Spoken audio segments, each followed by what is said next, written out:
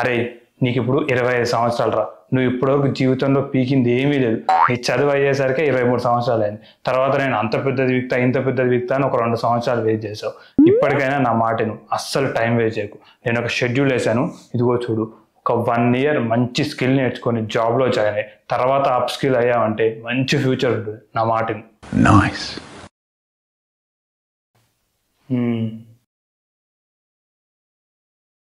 రే నిన్న నైట్ క్యాఫ్టేరియాలో చూసిన అమ్మాయిని ఎంత మర్చిపోదాం అనుకున్నా సరే అస్సలు మర్చిపోలేకపోతున్నాను రా.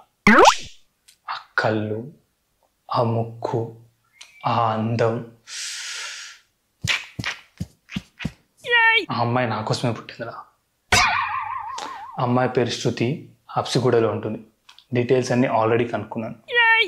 ఇక రేపటి నుంచి ఆ అమ్మాయిని ఫాలో అవ్వడం తప్ప మనకి ఇంక ఏ పని లేదు అసలు. అరే వాడి మాటలు విన్నామంటే జీవితం సంకనాకపోతారా చెప్తున్నా. మై హార్ట్ ఈస్ బీటింగ్ అదోలా తెలుసుకోవా అది ఎన్నాలి వెయిటింగ్ అనేలా తరుముతోందే మది పెదవిపై పలకవే మనసులో ఉన్న సంగతి.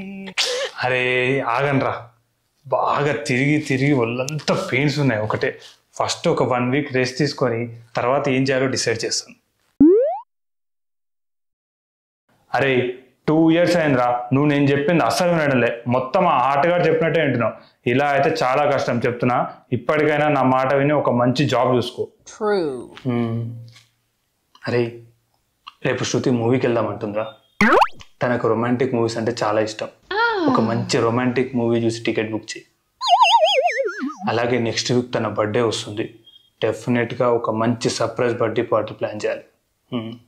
తాజ్ బంజారాలో నీ ఫ్రెండ్ శివగాడు ఉన్నాడు కదా, వాడికి అప్పచెప్పు, వాడు చూసుకుంటాడని. అండ్ అరే ఫుడ్లో కారం తక్కువ వేయమని చెప్పు. స్పైసీనెస్ ఎక్కువ అవుతే తన కళ్ళలోంచి నీళ్ళు వస్తాయి.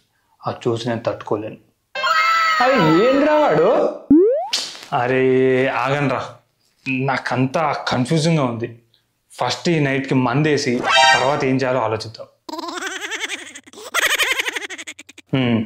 బ్రేకప్ చెప్పి ఎన్ఆర్ఐ కానీ పెళ్లి చేసుకొని వెళ్ళిపోయిందా? ఈ విషయం నాకు ఎప్పుడో తెలుసురా. అరే నీ జీవితం సంకనాకపోతుందిరా అని 5 సంవత్సరాల నుంచి చెప్తున్నా. ఒక్కసారైనా నేను చెప్పింది విన్నావారా అసలు? ఆ హార్ట్ గాడేమో ఎప్పుడు చూసినా సరే మై హార్ట్ ఈస్ బీటింగ్ అదోలా అనడం, నువ్వేమో వాడు చెప్పిన దానికల్లా తానా తందానా అనడం. అసలు ఇంత పెయిన్ అనేది ఉంటుందని ఇప్పటి వరకు తెలియదురా నాకు. అసలు ఏం చేసే బాధ తగ్గుతుందో కూడా అర్థం అవ్వట్లేదురా. ముందైతే ఒక 1 నెల రోజులు గట్టిగా మందేయాలరా. అరే నేను చెప్పేది రా, ఏదైనా ఒక మంచి కోర్సులో జాయిన్ అవరా. అరే ఎలారా వాడిని అలా చూసి కూడా ఎలారా నువ్వు ఇలా మాట్లాడగలుగుతున్నావు అసలు?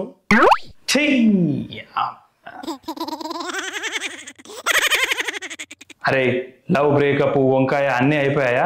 ఇంక ఇప్పుడైనా కనీసం నేను చెప్పినట్టు ఒక మంచి కోర్సులో జాయిన్ అవరా. లేదంటే నేను నా దేవుడు కూడా కాపాడరా చెప్తున్నా. ఇప్పటికే ఇంట్లో వాళ్ళంతా ఉంచుతున్నారు, ఇంకా ఊర్లో వాళ్ళు కూడా తనడం ఒకటే బ్యాలెన్స్. ఒరే హార్ట్ నువ్వేమంటావురా? నీ ఇష్టం రా. సరేరా, ఒక మంచి కోర్సులో జాయిన్ అవుతాను రా. అది Good job. I am so proud of you. అరే ఓకేరా, ఇప్పుడే కొంచెం సెట్ అవుతున్నావు. అప్పులు కూడా చాలా వరకు తగ్గిపోయాయి. ఇప్పుడు నా మాటని కొంచెం రిస్క్ చేసి ఒక చిన్న బిజినెస్ స్టార్ట్ చేద్దాం రా, మనీ ఫ్లో పెంచుదాం. నువ్వేమంటావురా హార్ట్? నేను చెప్పింది ఎలాగో విన్నావు కదరా, ఎందుకురా నన్ను అడిగేది అసలు? సరేరా ప్రేను, నువ్వు చెప్పినట్టే చేద్దాం. అది వావ్.